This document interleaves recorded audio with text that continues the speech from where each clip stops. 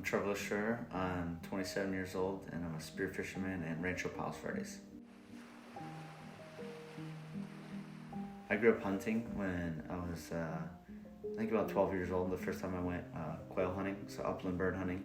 And that's something I've done, all my life, every year. And I've always enjoyed the act of going out and getting your own meat and having that experience. So when I learned about spearfishing, I knew that's something that would really interest me. And luckily, I live so close to such a great place to go spearfishing for white sea bass.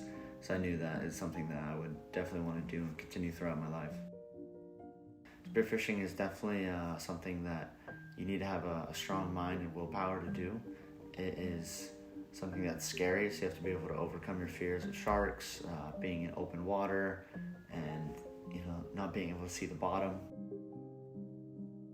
The white sea bass like cold, green, murky water, so you are supposed to go on the days that you don't want to go. It's something I love to do, but also I hate to do because I get so cold. When I get out of the water sometimes, I feel like I'm cold to my soul.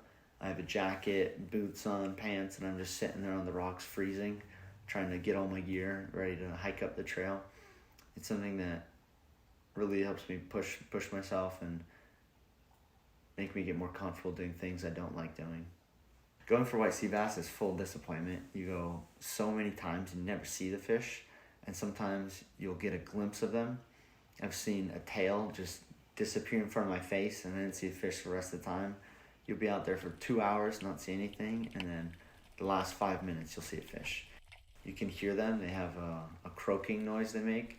The croaking noise is very confusing because you feel like they're absolutely 2 feet above you, and you'll swim around for 30 minutes in all directions and you won't be able to see the fish.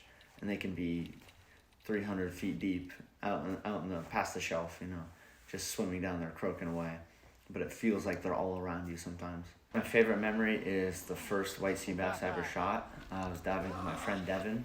I stayed on the inside with him for about an hour and a half, and he got tired and decided to go in, and I swam to that outer kelp, and within 10 minutes I see a fish swim a few feet in front of me, and I lined up the shot and took it. It swam down about 30 feet and wrapped around a bunch of kelp stalks, and I was so excited. I was screaming at the top of my lungs.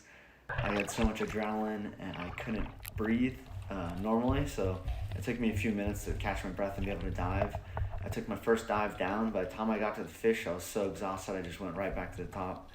Took 10 more minutes on the top, breathing, really slowing down my heart rate, and then went down and retrieved the fish, and ended up being the 35-pound white sea bass for my first one.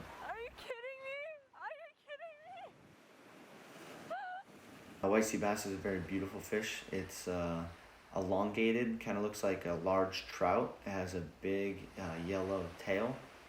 It has a huge fan, and then on the back it has some spines that flip up that make it turn better.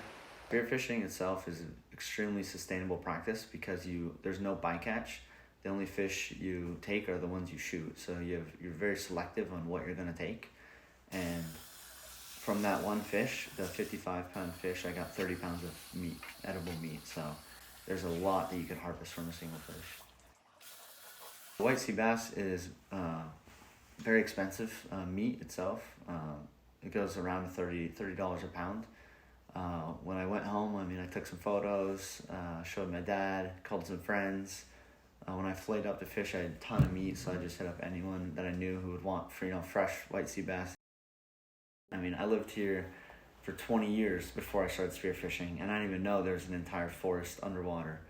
So when you dive down and you get to the bottom and just hold your breath and look up, it's an unbelievable maze of kelp stalks going through, and there's tons of life of fish, and there's lobsters and starfish and sea slugs and sharks. So there's everything swimming in there, and you have no idea when you just look at the ocean that all that life is under there.